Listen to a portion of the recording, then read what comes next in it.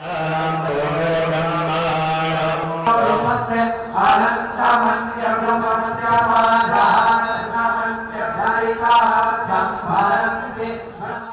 माँ इंद्राक्षी, जय अम्बे। इंद्राक्षी धाम में सभी साधकों का हम हार्दिक स्वागत करते हैं। आज का जो हमारा सब्जेक्ट है वो ये है, कई बार जीवन में हम छोटी छोटी बातों से भी वंचित रह जाते हैं, लेकिन कई बार ऐसा होता है कि हमारा कोई एक विशेष उद्देश्य होता है या कोई विशेष हमारी चाह होती है जो ज़िंदगी के आखिरी पड़ाव तक पूरी नहीं हो पाती है। कहीं ना कहीं इसका पूर्व जन्म से निश्चित रिश्ता होता है, निश्चित नाता होता है। और कहते हैं कि पूर्व जन्म का यदि कोई ऐसा पाप हो तो कोई हमारी विशेष कामना वास्तव में अधूरी रह जाती है। हमें उसके लिए क्या करना चाहिए, इस अंक में सारी जानकारी आपको देंगे। और ऐसा बहुत लोगों के साथ होता है कि कोई खास एक ऐसी इच्छा जिसे हम चाहते हैं पूरी हो और नहीं हो पाती है। आइए आज का पहले हम पंचांग देखें। 16 अप्रैल सन 2026, दिन बृहस्पतिवार, संवत 2083, वैशाख मास, कृष्ण पक्ष, तिथि चतुर्दशी, नक्षत्र उत्तरा भाद्रपद, राहु काल 1:30 से 3, दिशा शूल दक्षिण दिशा। हम जीवन में जैसे जैसे बड़े होते हैं वैसे वैसे कुछ हमारी कामनाएं प्रारंभ हो जाती हैं, और कई बार ज़िंदगी एक ऐसे मोड़ पर आकर के रुक जाती है कि वहाँ जब वो रुकती है तो बहुत मन दुखता है। कुछ ऐसी बातें जीवन में होती हैं कि जिनको पूरा ना भी हो तो काम चल जाता है, लेकिन कुछ ऐसी कामनाएं होती हैं, कुछ ऐसी इच्छाएं होती हैं या ऐसे कार्य होते हैं जो पूरे होने नितांत आवश्यक होते हैं। शादी आराम से हो जाती है, लेकिन कई बार संतान नहीं हो पाती और व्यक्ति उस संतान की अग्नि में ही झुलसता रहता है। नाना भांति से डॉक्टर से इलाज कराता है, नाना भांति से अपने जीवन में किसी प्रकार की कोई कसर नहीं छोड़ता है, लेकिन संतान हो नहीं पाती है। वहाँ पर भी वो जीवन भर चाहता है कि मुझे संतान मिल जाए, लेकिन कई बार पूरा जीवन निसंतान योग में ही व्यतीत हो जाता है। तो ये ज़रूरी था कि संतान हो, लेकिन नहीं हो पाई। तो कहीं ना कहीं प्रारब्ध के किसी बुरे कर्म की यातना हमें झेलनी पड़ रही है कि जिसकी वजह से वो संतान नहीं हो पा रही है। हम सनातन में प्रारब्ध को मानते हैं, तो प्रारब्ध का ही कोई ऐसा अपराध क्षेम होता है ज़रूर कि जिसकी वजह से हमारी कोई एक ऐसी कामना जो पूर्ण हो जाए तो ज़िंदगी बदल जाए, लेकिन नहीं हो पाती है। उसी के साथ साथ कई बार संतान नालायक निकल जाती है, संतान कहना नहीं मानती है, संतान किसी भी प्रकार से मन को प्रसन्न करने वाली कोई बात ही नहीं करती है। तो उसमें कई बार ऐसा भी लगता है कि संतान का होना ना होना बराबर हो गया। कहाँ संतान नहीं हो रही है, हम तड़फ रहे हैं। कहाँ संतान हो गई है, लेकिन संतान के तरीके से नहीं है। तो देखो, दोनों ही बातें कहीं ना कहीं हमारे प्रारब्ध के किसी अपराध को उकेरती हैं। कई बार विवाह नहीं हो पाता, लंबा समय बीत जाता है, आयु निकलने को आतुर हो जाती है। कई बार ज़िंदगी में एक ऐसा रोग लग जाता है कि जाना बहुत ज़रूरी होता है, लेकिन वो रोग जीवन के प्रारंभिक अवस्था में प्रारंभ होता है और मृत्यु की गोद में जाकर ही वो रोग समाप्त होता है। लाख प्रयत्न किए जाते हैं कि रोग चला जाए, हम ठीक हो जाएं, लेकिन नहीं हो पाते हैं। कई बार हमें जीवन भर किराए के मकान में रहना पड़ता है, जीवन भर हमें किराए की छत के नीचे सोना पड़ता है, लेकिन हम अपना घर नहीं बना पाते। सपनों का महल बन जाए, बहुत बड़ा महल बन जाए, ऐसी उम्मीद भी नहीं है हमें होती है। हमें होती है बस एक घरौंदा मिल जाए। एक चिड़िया भी अपने घोंसले की आशा करती है, परिंदे भी तिनके चुन चुन करके अपने घोंसले बना लेते हैं। उसी प्रकार से व्यक्ति का भी मन होता है कि उसका मकान बन जाए, उसका भवन बन जाए, लेकिन ना भवन बन पाता, छोटे से छोटा घरौंदा भी उसको नसीब नहीं हो पाता। सारी जिंदगियां किराए के मकान में उसकी गुजर जाती हैं। तो क्या था ऐसा कारण कि जिसमें 1 इंच ज़मीन हम नहीं खरीद पाए, 1 इंच भूमि का सुख अपनी कह सकें हमें नहीं मिल पाया? तो कुछ बात जरूर है। तो इसीलिए ध्यान रखना, प्रारब्ध के लेखे को मिटाना है तो बड़ा मुश्किल, लेकिन मिट जाता है। उसी प्रकार से कई बार हमारी और भी बहुत सारी ऐसी बातें होती हैं। देखो, भवन बनना सबको अच्छा लगता है, संतान हो, विवाह हो, संतान लायक निकले, तो ये सारी ऐसी चीज़ें होती हैं कि इनका होना ही ज़रूरी होता है। हम चाहें कि साहब एक भवन बन गया, बहुत बड़ा महल बन जाए, तो वो एक हमारी सोच है, लेकिन एक तो बन जाए ना, संतान नहीं है एक तो हो जाए ना। तो उसी प्रकार से जीवन में ऐसी हमारी इच्छाएं होती हैं जो कभी पूरी नहीं हो पाती। और एक और बड़ी खतरनाक चीज़ होती है साहब, क्या होती है, कई बार जीवन भर हमें दूसरों के सहारे जीवन जीना पड़ता है। हम जिंदगी में काबिल ही नहीं हो पाते हैं, हम जिंदगी में उतना सरवाइव नहीं कर पाते, उतना कमा नहीं पाते कि हम अपना भी जीवन गुजार सकें। कई बार पूरी ज़िंदगी पराधीन होकर के गुजर जाती है। देखो हमने ऐसा क्या किया है, हमारे पास बुद्धि भी है, हमारे पास सब कुछ है, हमारे पास भगवान ने हाथ पैर दिए हैं, सोच दी है, क्षमता दी है, बल दिया है, लेकिन न जाने भाग्य क्यों नहीं मिला। भाग्य कहाँ सुप्त हो गया, भाग्य कहाँ सो गया कि सारी ज़िंदगी हमने पराधीन होकर के गुजारी। दूसरों ने दे दिया तो खा लिया, दूसरों ने बैठा लिया तो बैठ गए, दूसरों ने सुला लिया तो सो गए, और दूसरों ने हंसा दिया तो हंस गए, और रुला दिया तो रो गए। सारी ज़िंदगी देखो ना कैसी कैसी निकलती है। आप जब संसार में निकलेंगे ना तो आपको पता लगेगा कि इतने इतने दुखी लोग हैं संसार में, ऐसे ऐसे दुख हैं कि आप सोच कर के हैरान हो जाओगे। इसलिए हमारे शास्त्रों में, हमारे ऋषियों ने, मुनियों ने, हमारे बड़ों ने हमें बताया कि बेटे अच्छे कर्म करना, सतमार्ग पर चलना, गायत्री मंत्र की दीक्षा दी, गायत्री मंत्र की शिक्षा दी। भगवान से प्रतिदिन हमारे बुज़ुर्गों ने, बड़ों ने यही समझाया कि प्रतिदिन जितना भी हमसे संभव हो सके हम भगवान की सेवा करें, हम भगवान की आराधना करें, हम भगवान की प्रार्थना करें। और उस आराधना प्रार्थना साधना के संग संग हमें कहीं ना कहीं जीवन में शुभ कर्म भी करने चाहिए। केवल आप लोग यही ना मान बैठें कि बस माला घुमा ली काम बन गया, स्तोत्र पढ़ लिया काम बन गया, 2.5 घंटे सुबह कर लिया, 2 घंटे शाम को कर लिया, पाठ काम बन गया। नहीं साहब, इसके साथ साथ हमें दैवीय कर्म भी करने पड़ेंगे, इसके साथ साथ हमें मानवता से जुड़े कर्म भी करने पड़ते हैं। हमें मदद के लिए आगे जाना पड़ता है, आगे बढ़ना पड़ता है, हमें हाथ आगे बढ़ाने पड़ते हैं मदद के लिए। तब जाकर के इधर से हमारे अंदर भावना अच्छी हो, दया भाव हमारे अच्छे हों, परोपकार उपकार की भावना हमारे अंदर अच्छी हो, अपने राष्ट्र के प्रति हमारे अंदर, अपने धर्म के प्रति हमारे अंदर, पशुओं के प्रति हमारे अंदर संवेदनाएं बहुत अच्छी होनी चाहिए। फिर हम जब कोई पूजा करते हैं, पाठ करते हैं, उसका फल अच्छा मिलता है। अब सारे आज के सब्जेक्ट को हम समेट लेते हैं और हम ये कहते हैं कि अब ये जो हमारे साथ हुआ, जिस पीड़ा को हम झेल रहे हैं, इस पीड़ा का अंत कैसे होगा। शुरुआत में ही पता लग जाए कि अरे साहब ये स्थिति इसलिए आ रही है कि कहीं ना कहीं प्रारब्ध का कोई लेखा जोखा हमारे आड़े आ रहा है, तो हम उसी समय गुरु दीक्षा लेकर के किसी अपने विशेष मंत्र, जो भी गुरु ने हमें मंत्र दिया, उस मंत्र के प्रति अडिगता के साथ हम लग जाएं। अपने तप को, अपनी तितिक्षा को, अपने मंत्र शक्ति को, मंत्र की बल को हम हर दम हर पल बढ़ाने का प्रयास करें। अच्छे से हम अपनी साधना को करें, अच्छे से हम अपनी आराधना को करें, अच्छे से अपने तप को करें, तितिक्षा को करें।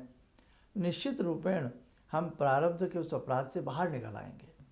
और उसी के साथ साथ जैसे पशुओं के प्रति दया है, मानवता के प्रति दया है, वो हमारे अंदर कूट कूट करके होनी चाहिए। दयार्थ हृदय होना चाहिए हमारा हृदय हर समय निष्ठुर नहीं होना चाहिए। तो ध्यान रखना, चिड़ियाओं को 2 दाने भी आपसे डाले जा सकें तो आप डालना, चींटियों के बिल पर आपको 2 दाने डाले जा सकें तो आप डालना, किसी भूखे को कुछ, प्यासे को, भूखे को कुछ पिला खिला सकें तो आप उसमें पीछे मत हटना। और साथ ही जो आपके गुरु ने आपको गुरु मंत्र दिया है, अपने गुरु के प्रति, अपने मंत्र के प्रति, गुरु मंत्र के प्रति ऐसी आस्था बना लें कि आपको स्वप्न में भी गुरु के मंत्र के प्रति, गुरु के प्रति संशय नहीं होना चाहिए। भगवती ने स्वयं कहा है अपनी साधना आराधना में, सर्वाबाधा विनिर्मुक्तो धन धान्य सुतान्वित मनुष्य मत प्रसादेन भविष्यति न संशय, कि आपको सब कुछ मैं दे दूंगी, लेकिन आपको तनिक भी इस बात पर संशय नहीं करना कि भगवती आपको ये सब देंगी या नहीं देंगी। साधना आराधना में लीन रहिए, लिप्त रहिए। तो गुरु जब दीक्षा देता है तो गुरु के मंत्र के प्रति संपूर्ण आस्था के साथ हमें वो मंत्र ग्रहण करके उस मंत्र को आत्मसात करते हुए आगे बढ़ना चाहिए। ध्यान रखना, प्रारब्ध का खेल बड़ा अलबेला है, ये सबको समझ में नहीं आएगा, लेकिन जीवन में जब इतना दर्द मिले, जीवन में जब इतनी टीस मिले, जीवन में जब इतनी करुणा हमें मिले, आँख के आंसू ना सूखते हों और जो कामनाएं जीवन में हम इच्छा लेकर के पैदा होते हों वो पूर्ण ना होती हों, तो निश्चित रूपेण हमारा प्रारब्ध कहीं अच्छा नहीं रहा है, प्रारब्ध बुरा रहा है। और ये सब चीज़ें आप अच्छे से करिएगा। और एक चीज़ और हम आपको बताएं, अगर जो भी साधक अपने जीवन में गायत्री के कम से कम 3 अनुष्ठान करे तो बड़े से बड़ा पातक से पातक दोष मिटता है, बड़े से बड़े उसके प्रारब्ध के जो भी किए हुए ज्ञात अज्ञात पाप या जो भी कह सकते हैं वो बहुत शीघ्रता से दूर होते हैं। और गायत्री अनुष्ठान वास्तव में बहुत ही चमत्कृत अनुष्ठान होता है। इसमें 1,25,000 मंत्र पढ़े जाते हैं गायत्री में। 40 दिन में अनुष्ठान पूर्ण होता है। आप किसी मर्मज्ञ की राय लेकर के इस अनुष्ठान को एक बार जीवन में जरूर करें। उसी कड़ी में कड़ी जोड़ते हुए हम आपको एक बात और बताएं, एक 40-45 दिन की साधना और गायत्री की ही साधना जिसमें हमें 14 माला प्रतिदिन करनी होगी, संस्थान की तरफ से कराई जा रही है। ये साधना आराधना 1 मई से प्रारंभ होगी और ये 14 जून तक चलने वाली है। करीब करीब 45 दिन की ये साधना होगी। तो आप भी यदि इस साधना से जुड़ना चाहते हैं, इसका PDF फाइल आपको भेज दिया जाएगा। उस साधना के नियम संयम जो भी हैं वो उसमें आपको बताए जाएंगे। और 15 जून को इस साधना का समापन होगा और इसका समापन हम इंद्राक्षी धाम में करना चाह रहे हैं। तो जो भी साधक 15 जून के आयोजन में आना चाहते हों तो हम उनसे ये ज़रूर कहते हैं कि बेटा ये जीवन है, प्रारब्ध है, न जाने हमने क्या क्या अपराध किए हैं, तो अपराध बोध के लिए इस साधना को आप ज़रूर करें ताकि आपके जीवन में खुशहाली आए, आपको जीवन में सुंदर से सुंदरतम लाभ आपको प्राप्त हो सके। तो ये साधना बड़ी अनमोल है। आप इसमें 14 माला ना माने, ये जीवन का कायाकल्प करने वाली 14 मालाएं हैं प्रतिदिन की। एक समय में ना मिले, 2 समय में आप ये दोनों मालाएं कर सकते हैं, 7 सुबह 7 शाम को। आपसे इतना सा भी ना हो तो गायत्री का पंचाक्षरी मंत्र आप 1 घंटा पढ़ें। आपसे माला नहीं आती तो 1 घंटा 10 मिनट बैठ करके एक ही आसन में आप गायत्री मंत्र पढ़ें, प्रातःकाल पढ़ें तो बहुत ही अच्छा है। तो ये साधना प्रारंभ हो रही है 1 मई से, इसलिए ध्यान रखें जो भी साधक इस साधना से जुड़ना चाहता हो, आज का जो सब्जेक्ट हमने बोला, प्रारब्ध का दोष भी उससे दूर होता है, आपके जीवन में खुशियाँ आती हैं, कामनाएं पूर्ण होती हैं। भगवती ऋतंबरा, भगवती गायत्री आपसे प्रसन्न होकर के सदा सदा के लिए आपका अबुद्ध कर देंगी। इसलिए ध्यान रखें, आप जुड़ें और बहुत ही अच्छा रहेगा। स्वयं भी इस प्रकार की दैवीय साधनाओं से हमें जुड़ना चाहिए और अपने मित्रों को, अपने परिवार के लोगों को भी इस प्रकार की साधनाओं से जोड़ना चाहिए।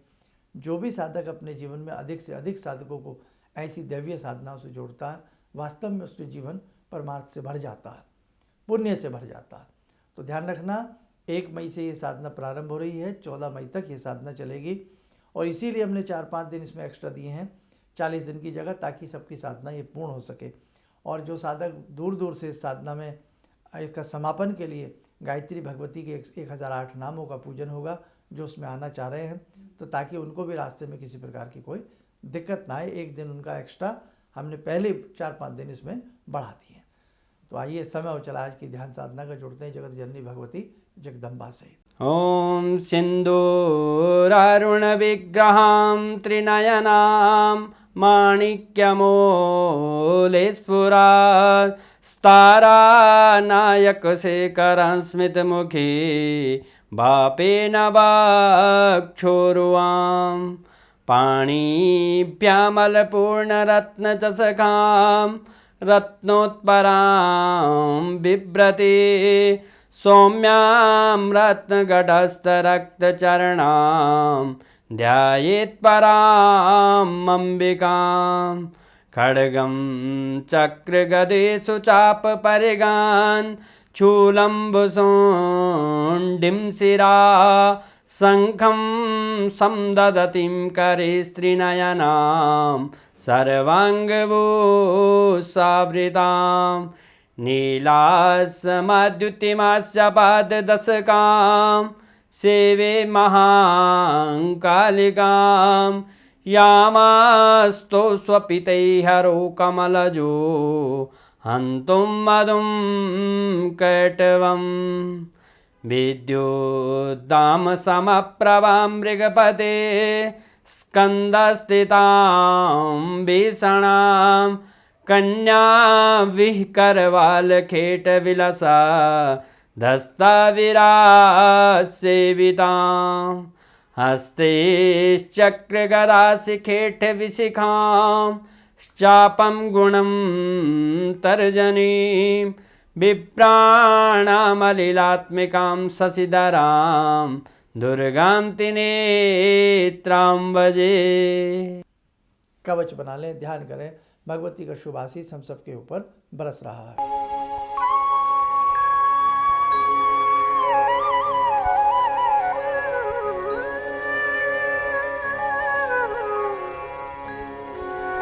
ओम बोलते हुए नेत्र खोलें, सामान्य हो जाए।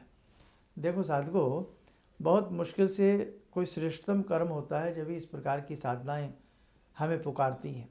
तो ये भगवती गायत्री की साधना आपको पुकार रही है, इसलिए इस पुकार को अपने हृदय की धड़कनों से सुनें और इससे जुड़ने का प्रयास करें। स्वयं भी जुड़ें और साधकों को भी इससे जोड़ने का प्रयास करें। ध्यान रखना, केवल दर्शन मात्र से ही जीवन नहीं बदलता, हमें कर्म करना पड़ता। तो हमें साधनाएं भी कर्म सिखाती है। ऋषि मुनियों ने इसलिए तो कहा है कि आप 5 माला करें, 3 माला करें, ऐसे पूजा करें। तो ये भी तो एक आध्यात्मिक कर्म है, इसलिए आध्यात्मिक कर्म से ही जीवन में बदलाव बड़ा आता है। तो इंद्राक्षी धाम आप सभी का स्वागत करता है। जल्द से जल्द अपना नाम नंबर लिखवाएं। कितने साधक इस साधना को घर बैठ करके करना चाहते हैं, तो घर बैठ करके करना चाहते हैं तो ये बता दिया जाए कि हम घर पर ही करेंगे और 15 जून में हम आने में असमर्थ हैं, तो उनके लिए उस प्रकार की व्यवस्था बनाई जाएगी। और जो साधक इस साधना को 40-45 दिन घर भी करेंगे और इंद्राक्षी धाम में आकर के उसका समापन करना चाहते हैं, तो वो भी अपना नाम नंबर ज़रूर लिखवाएं। चलिए, आप सब लोग स्वस्थ रहें, सुखी रहें। इन्हीं शुभकामनाओं के साथ हम अपनी वाणी को विराम देते हैं। जय जय अम्बे। मेरी बार बार आँखों की नाड़ी फट जाती थी, तो डॉक्टर ने मेरे को बोला कि ये कैसे हो गया। मेरे 30 साल की प्रैक्टिस में कभी भी इस आँख की रोशनी चली गई थी, तो वो मैं मंत्र करती थी, आपने मेरे को बताया था, तो उस मंत्र से मेरी रोशनी वापस आ गई। मेरे को काला मोतियाबिंद है, तो हाँ अब ठीक है, इस रोशनी आँख में आ गई। तो वो बोले कि मैं बड़ा हैरान हूँ कि रोशनी ये वापस आ कैसे गई, तो आपकी कृपा से आई। किसी भी समस्या के समाधान के लिए मिले प्रसिद्ध हस्तरेखा एवं वास्तु विशेषज्ञ प्रोफेसर धर्मेंद्र शर्मा जी से। नोट: शिविर में भाग लेने हेतु एवं व्यक्तिगत रूप से मिलने के लिए कॉल करने का समय सुबह 10 बजे से शाम 6 बजे तक। हमारे विभिन्न ज्ञानवर्धक कार्यक्रम देखने के लिए आप हमें अभी सब्सक्राइब करें, बेल आइकन को प्रेस करें ताकि आप देख सकें हमारा कार्यक्रम सबसे पहले। और अधिक जानकारी के लिए फेसबुक पेज को लाइक करना न भूलें।